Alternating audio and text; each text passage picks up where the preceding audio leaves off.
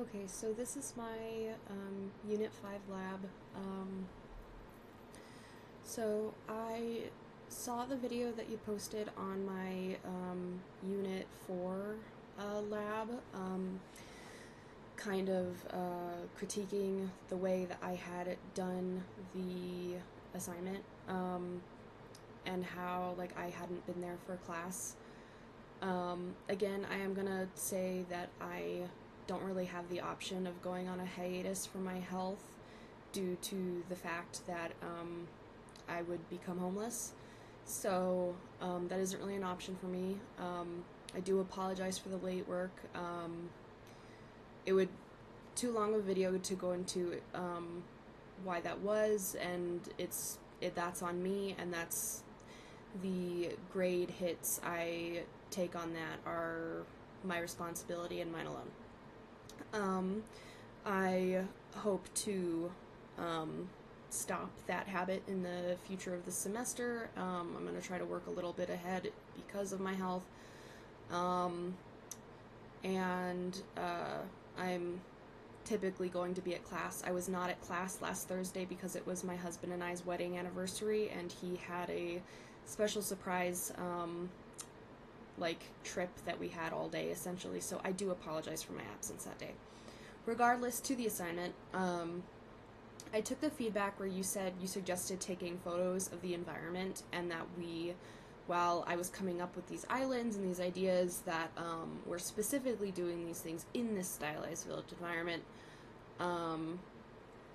So I took some photos, and then these are teleporters, and I tried to make some of these sort of in the orthographic sense as they are side views. I don't believe that teleporters, at least in the sense that I like to create them, are best shown in a top view, as you suggested for the jump pads the jump pad ideas that I had made.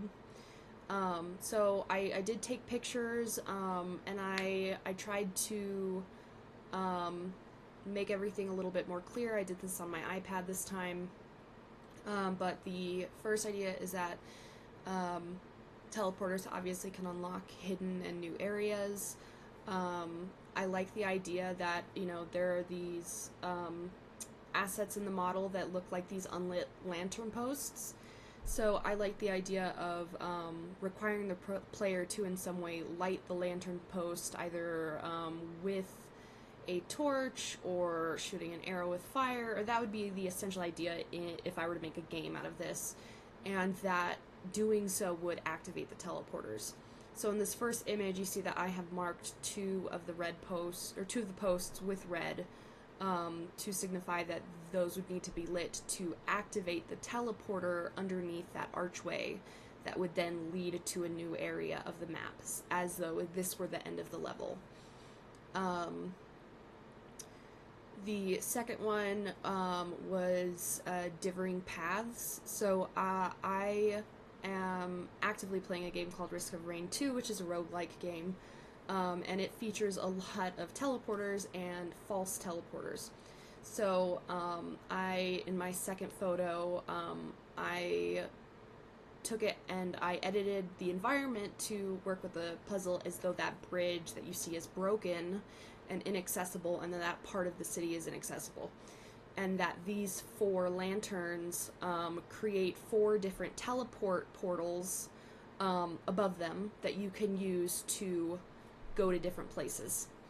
One of them simply leads you right back in front of the teleporters. One of them will dump you in the river. One of them puts you up on the roof, which would be like a little cool unlockable thing among these four teleports. And one of them leads you to the destination that you would like on the other side of the river. And lastly, I have the unlockable collectibles and areas. So in this case, you would light these two lanterns and the doorway of that building, because again, I've been taking a lot of inspiration lately from the game I've been playing, of this idea that certain doorways can be activated to become teleporters. So you would light these two lanterns, and that doorway of that second building would become a